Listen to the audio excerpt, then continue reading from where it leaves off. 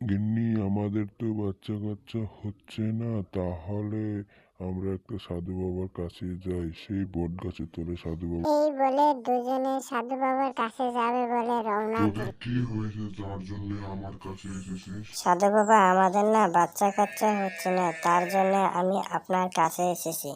তাহলে এটা নিয়ে যা, রাত্রে খাবে। সাধু বাবা, এখন তাহলে আসি। এই বলে দুজনে বাড়ি যাবে বলে রওনা দিল। তারপরে শোয়ার আগে রাত্রে ওষুধটা খেয়ে নিল। তারপরে দুজন ঘুমাতে গেল।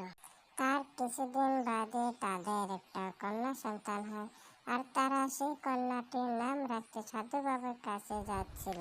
সাধু বাবা, আমাদের না একটা কন্যা সন্তান হয়েছে, আপনার কাছে সেই কন্যাটির নাম রাখতে গেছি। ও সাধু বাবা, শুনছেন না সাধু বাবা? আর ও আর সাধু বাবা। তখনই সাধু বাবা রেগে গিয়ে বলল, তোর কন্যা সন্তানের নাম সেম রাখবি। আর তারাও সেই বাচ্চাটির নাম সেমই রেখে দিল।